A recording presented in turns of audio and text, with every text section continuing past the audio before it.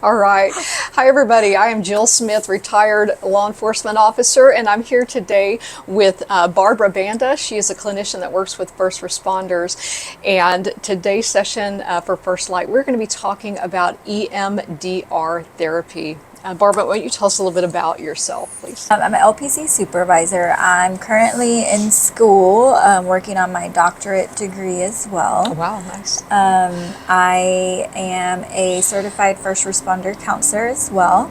I'm also an EMDR consultant and an EMDR certified therapist. I also help facilitate EMDR basic trainings, as well as some advanced trainings as well for EMDR. I'm a yoga for first responder instructor, level 2. Nice. And I am also a registered yoga teacher 200, in the process of getting my 500 hour as well. Wow, so that is and then amazing. lastly, I am a heart math certified. So you are well qualified to do what you do, and I can personally tell you that Barbara's amazing. She has worked with me before, and many of our first responders around the Metroplex. So we are going to again talk about EMDR today, and what is EMDR? So EMDR stands for eye movement desensitization and reprocessing. But essentially it's a modality of therapy that we use that is one of the top rated types of therapies for issues such as PTSD, any trauma-related issues that people present with. EMDR is my first go-to for any of the people that I'm working with who have experienced some type of adversity. And we all have, but when we talk about first responders, there's that ongoing traumatic stress. It's everyday life. Yeah. Well, then you add everyday life on top of the first responder role, right? Yes. And that accumulative stress that happens over time on the job. So before EMDR, you walk around with all this trauma in your body. Essel van der Kolk has the book, Body Keeps the Score, because trauma lives in your body. And after EMDR, you don't have to carry that in your body anymore because your body's able to process through trauma. We don't really know 100% how EMDR works, but we know that it works. The theory out there is that EMDR helps the brain to reprocess information. And so you don't feel like you're reliving the experience the way you did when it happened. So you'll see in my session with Jill that she talked about for the past 20 years, she has been dealing with the aftermath of this particular call that she responded to. And so when she started talking about it, she said, oh, I feel it all over again, like right now, sitting here with me. And so that's the body remembering what happened and feeling like it's living it again right now, right? Yes. And so 100%. Yeah. So when you go through the process of EMDR, it's almost like it allows the two sides of the brain to talk to each other again. And it says, hey, this is a memory from the past. This is not happening right now. And so it allows the brain to take that memory, and maybe it was broken up into, I like to say, fragments, the memory. So there's different pieces of this memory that are stored in different parts of the brain. And so EMDR allows the brain to reprocess the experience, bring all these pieces together, and then put them in one spot, and it gets to get stored the way it should have been at the time that the experience happened. But because it was a traumatic experience, it didn't go through that same memory storage that we go through when we have a pleasant memory. Does that make sense? Yeah. So what should somebody expect when they come in to a session? And Barbara did a live session with me, and I hope you will take some time to check that out. It is an extended session because it's from start to finish. But what, in general, should somebody expect when they come into a session? So initially, I'll want to know, what is it that you're presenting with? So people will come in and they have a very specific thing that they're working on. And for the sake of what we're doing here, I'm just going to narrow my focus down to first responders. First responders will come in and they'll have one very specific call or run that they went on that has been bothersome to them from the time that it happened all the way to now.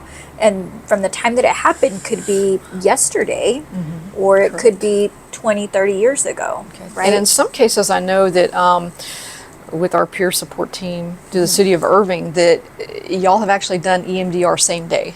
Yes. I'll give you some history on that, if that's okay. Sure, absolutely. So I started working for the Irving Police Department as a counselor in 2018. At the time that I was the only one trained in EMDR. So my boss had asked me if I wanted to join the peer support team, and I didn't even know what that was. And she explained to me what the peer support team was, and I was like, oh, yeah, I would love to. So I joined the team, and then when I went to my very first debriefing, I can just remember sitting in this debriefing and listening to the officers talk about the call. And as I sat there and I watched each officer talking and listening to them, and it was just very evident to me that, wow, these people need EMDR. That obvious. Yes. And this is just one incident that had just happened. So I leave that debriefing. I go talk to my boss about what EMDR was, how it worked, and just how much it would benefit officers after a debriefing. There's different protocols in a debriefing. Since we don't write down anything, we don't take notes or anything like that, there is a group protocol that can be used that would be great for that setting. It's an advanced protocol. So I talked to her and I asked, would it be okay if I started to offer this protocol after the debriefings? And she was very supportive in that. And so I started to provide EMDR protocol after every debriefing that I did. And so from there, things kind of unfolded to where I started to have people come in looking for EMDR. It came to be called the I thing. The I thing, The right? I thing, yeah. Because most, especially when you're dealing with police, and we're used to doing standardized field sobriety testing, and we've got the pin in front of, our suspect, and we're looking for something completely different, though. Yeah. We're looking for horizontal gaze nystagmus, whereas you are helping us to retrain our brain with those eye movements to move, process memories from one area of the brain to another area of the brain. Yeah. So, and I've had people say, this is like a sobriety test. I'm like, that's not what we're doing. I'm not checking to see Not a if sobriety you're sober test. or not.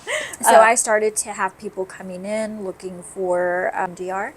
And then peer members, obviously they were asking questions about it. And I got really busy. I bet. And I first learned about EMDR, I was at a police conference, and they had a clinician come in and do about a 30-minute on that. And she started talking about this weird eye thing called EMDR, where they were getting rave results with our military guys and gals who were experiencing trauma and PTSD and other things. And you don't have to have PTSD to do this. Okay, but she said they were getting rave results with people in that category and helping them to process and deal with it and get better. And that caught my attention. I was like, wow, that's amazing. I wonder what that would do for us as like police. And wow, I'd like to get into that someday or check that out. And then lo and behold, maybe 3 years later or so is when City of Irving started doing all of this, and I had the opportunity to do that with you.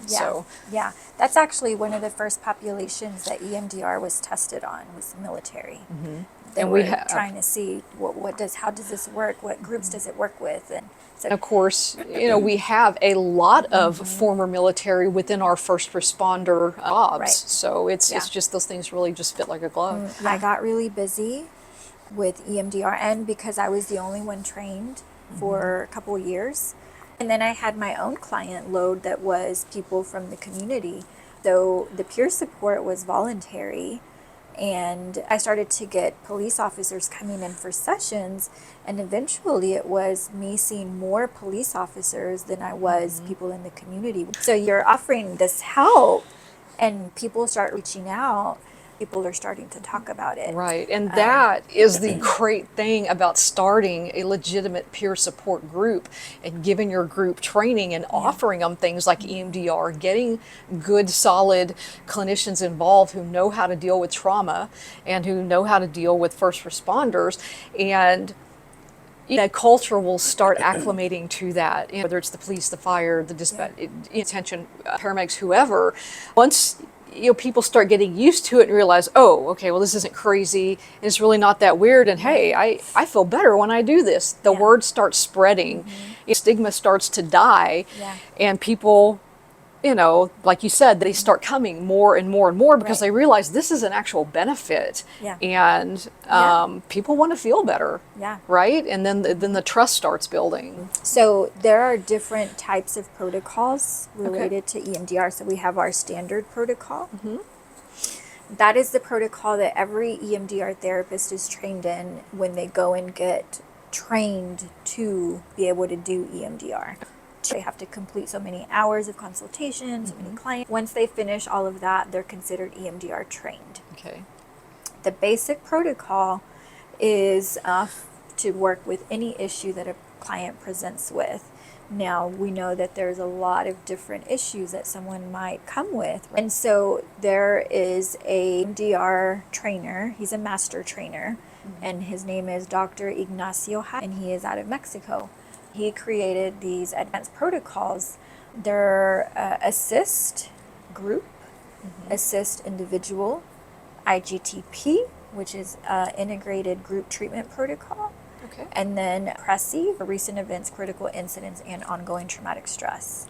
And so from these protocols, the ones that we use the most here, or I use the most, is PRESI. And then after debriefings, it's assist group, because we can't write anything down. Correct. But in an individual session with somebody, I'm mostly using PRESI or assist individual. The difference between those two is that assist individual focuses more on somatic stuff that's showing up in your body, so symptoms in your body. Pit of the stomach, tension in your muscles, nightmares, anxiety, those types of things. And we're not processing any information with that. We're just focusing on the somatic part of the symptoms. PRESI goes deeper. So it's with assist, we're containing the issue more, and we're just focusing on one little piece. With PRESI, we are reprocessing information with that. I'm wanting to know, what are the negative beliefs that you have all about the little yourself? details. What are the emotions that come up? Just kind of weeding everything out. Yeah, how much disturbance are you feeling when you think about this part? What is the image?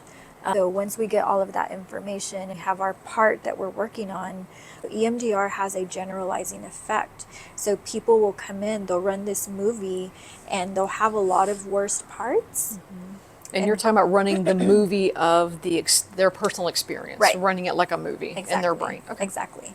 And so they run this movie, and then I have them pick the worst part. Now, when you're talking about a career that's 20, 30 years, 15 years, 10 years, that's a lot of calls that you've responded to in that time, right? Thousands. Yeah. Thousands. And so it's hard to say, oh, this one is the worst one, right? That's almost impossible for a lot of people. Some people come in and they do have one specific incident that they know from this incident, like this is the one. This is the one that I struggle with and I have for the past 30 years. For some people, they don't know what the incident is. And so they'll run this movie, they'll pick the worst part, and I tell them, you're going to have more than one worst part when you've had a career as a first responder for this long. That's okay. Just choose one to start with, because we're going to get through all of them. And what I mean by that is that EMDR has a generalizing effect. Oh, I did not know that. In that when you work on one worst part, it's going to have an effect on the other parts. So the next time we run that movie again, your worst parts that were there the first time you ran the movie, they may not be there the second time you ran to the me, movie. that makes sense because trauma, it's just all kind of interconnected. You know, you have an accumulation, a career full of traumas. You know, whether you've been on the force for 6 months or a year, whatever first responder job you have, or you've been doing it 15 years or 30, Right. there's just this trauma system that just Right. kind of runs through who you are. And Yeah. sometimes you get so used to it, you don't realize how much Right.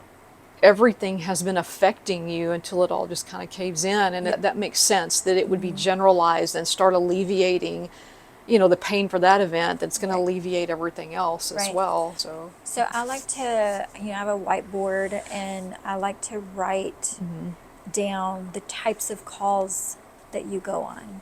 Okay. Okay. So you have child abuse calls, you have domestic violence calls, you have murders, you have robberies, you have rapes, you have car accidents, fires.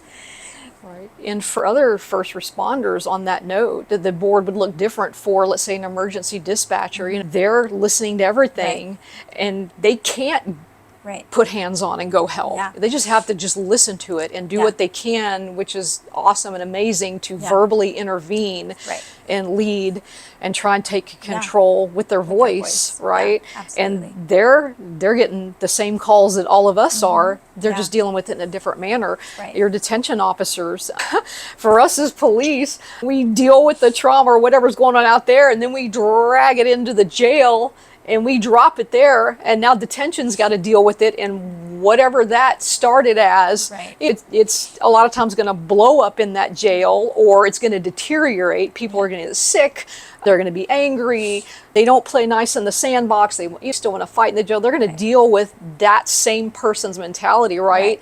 Yeah. Their board's going to look different from my little whiteboard. Right. And paramedics, the firemen, Yeah. all of the sick calls, the fire, the accidents, Absolutely. And everybody's got trauma. regardless of what your board looks like, I like to then talk about when these things have happened and the calls you've responded to or took.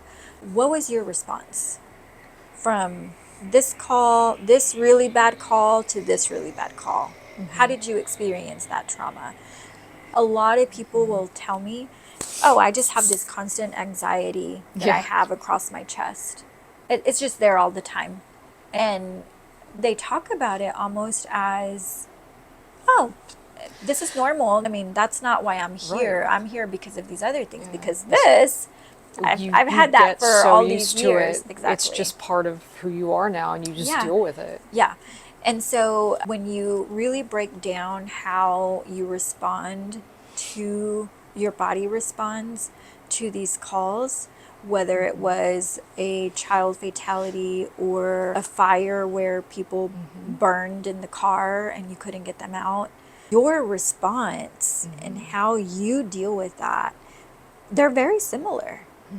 Maybe you have nightmares. Maybe you have audio of people screaming. Maybe you have that anxiety in your body, the tension that's always there, the difficulty sleeping, the loss of appetite, being really, really grouchy and in a bad mood and short-tempered. Or being just like disassociated from something. And I've had a couple of Disconnected. times in the Yeah. past where I have had a couple of flashbacks, and I was right back, Yeah. just a few seconds in the middle of what was happening, and wow, you're right there again. Yes. I mean, it's just, you Yeah. can't describe it. And so when we look at it from the EMDR perspective, when I say it has a generalizing effect, that's why. Because you have all these worst parts, but your response to them is similar across the board. Some may be a little worse than others, right? But as you work on one child call and have resolution with that, you might notice that another child call also got resolution. And so when we run that movie again, the worst parts that you had the first time might look different from the second time you run that movie. Some of them might still be there, but some of them will be gone. And you're talking about running the movie during like therapy sessions. Yes. But then again, I can also tell you, We're always running that movie, right, in our daily lives, whether we're in that therapy session or not. Just when we're talking about it with our clinician, we're really focused on it and dealing with it. And There's purpose. yeah, there's a purpose. It's still there. You're still going to think about it, but it's not going to have its claws in you anymore. Yeah. That's the goal. That's what EMDR is doing, is helping your brain to let go of the pain, the anger, the fear, frustration, the anxiety, whatever it is that's connected with all of this. That's what you're ditching. Once we identify the part, I have them run a movie of what it is we're working on from right before the beginning all the way to today, the day that we're sitting there together, even looking into the future. And then I ask them, let me know what the worst part of that whole movie is. And like I said already, there's more than one worst part. Just pick one to start with, and we'll work through that. Once that part no longer has disturbance, then we go back to the movie, run it again, and look for the next worst part. Once that's cleared out, go back to the movie again, work on that, and once that's cleared out, and so we just keep going until you can run your whole movie without disturbance. And for a lot of people, when they have a 30-year career, they might hear that and be like, That's a lot of disturbance. Yeah, I'm never going to finish. But you will. But remember that generalizing effect. Yes. Because that will eliminate some of these other worst parts. Yeah. And you are very familiar with it, that saying, your neural processes, that if it fires together, it wires together, meaning that all those little synapses and neurons in your brain, when you experience a trauma, guess what? It's going to latch onto something, a whole bunch of somethings inside your head. You know, layman's terms kind of counseling. And when you experience things, or like you were talking about, you see it, you hear it, you smell it, you taste it, you touch it, something out there brings you back to that moment and triggers that memory in your head. And that's why a lot of times we can't get out of our head with our trauma, because every time we go on a call or a run, whatever it is that we're doing, stuff in our personal life, you know, see stuff out there, there's constant barrage of things that make our brain fire off that memory, and we're coming right back to it. Oh, and guess what? Now we're right back in the trauma of the day, the work again, that hypervigilance where we're always on, and something's going to happen and something's not right, and we're still living in all of this. But the EMDR is to help us to work our way out of that. When we see those things or those triggers come back, you're not experiencing that pain, trauma, anger, depression, anxiety to the level that you were, and in some cases completely gone, right? Yeah. And that's actually one of my favorite sayings from all of this is neurons that fire together, wire together. That I love that saying because it's true, but it's catchy. Because we're psychology nerds. It's catchy. But there's a term, neuroplasticity. Yes. That's the great news about all of this is and that I'm really glad you brought that up. Yeah, the brain has the ability to change itself in how it functions and its structure. So when we think about neurons that fire together and wire together, well, guess what? Even things that you don't use anymore, the brain goes through a pruning process and gets rid of stuff too. Right. Now we talk about neuroplasticity. The bad thing about that is that the brain doesn't distinguish when you're doing something, firing something and wiring it with something else. The brain's not distinguishing if it's good or bad for you. Even negative thinking can be wired with something. That's If you start to have sleep problems, and let's say you had a week of bad sleep, and then the following week, you're going to go to bed, but now you're thinking, man, last week I had a really hard time sleeping every night. I'm going to have a hard time sleeping again. And so what's starting to happen? You're starting to create this neural pathway that's starting to develop. I like to think about it as grass. You have a field of grass, and when you start walking down a path, the more you walk on it, the more defined it becomes. Right. It's a neurological habit is what it is. Yeah. And so the more you perform any type of behavior, the stronger that is going to get. So if you go to alcohol when you experience adversity, you've had a rough day at work, and as soon as you get home, your thing is to go and get a drink. Well, if you do that enough, your brain is going to say, oh, I'm feeling stressed out, so let me get that drink. Oh, I'm feeling stressed out, let me get that drink. And you're creating these neural pathways in your Right. brain. If you experience something that frustrated you, and so now as a result of that, you're going to go and lash out at your spouse, you're going to take it out on them, you're going to have negative thinking, or you're going to go out and drive really fast and recklessly. Whatever it is that you choose to do, these things start to, I feel this way, so this is what I'm going to do. And those things start to connect. So the brain starts to say, oh, this is how I'm feeling, so this is what I'm going to do. And so the magic, the best thing about neuroplasticity is that we have the ability to change that. So That's again, right. back to that pasture of grass, that when you stop walking on that pathway, what happens? The grass starts to grow back. Right. That So- grass doesn't grow overnight. That's right. Neither does this process. It's a process. When you make the commitment to work on the stuff that you have, what do you do after? How do you stay on top of it? And so I like to encourage people that if you come to me and you were 30 years on the job, we're going to be meeting a lot for the next several weeks, months maybe, to work through all these 30 years. But once we finish those 30 years, I would like to keep seeing you maybe quarterly, maybe every 6 months. Check in, just Yeah. stay on top of things. Because a lot of times what happens is you've worked on all this stuff and you feel good, you continue your job and you continue to get exposed to new things. And I feel like I'm doing okay. Well, let me just see how I feel in the next couple of weeks. And then a lot of people will want to kind of test it out again, like, oh, well, how do I feel? Yeah. And then if I'm still feeling bad, then I'll decide. And then a couple of weeks comes by and then I'm like, well, I mean, I'm not doing as bad as I was the day that it happened, but I feel like I'm doing better. And then it starts to accumulate all over again. So even when something doesn't feel like Right. it's a big thing, I mean, Yes. it could be one session Yeah. that you come in, you work on it, you get it out the way, and it doesn't have to accumulate all over again. Right, and like we talk about in like peer support training that we do with our agency, we explain a little bit about what PTSD is, post-traumatic stress disorder, and what people don't realize is that everybody has post-traumatic stress after an incident. Yes. And as first responders, we got incidents all day long, every day. You are always going to have post-traumatic stress. That's a normal human condition. You're going to have stress after that critical incident. You don't tack the D on disorder until it's lasted for about 4 weeks, and then there's a whole lot of other checklist of symptomatology that you put with that. But everybody's got post-traumatic stress, and you can have it cumulatively, right, over a number of weeks, months, years, and it's going to have that same compounding effect. And that's how you might get PTSD off of one critical incident. That can happen, absolutely, but you can also wind up with it after accumulated multiple traumatic incidents. Throw the time frame out the window.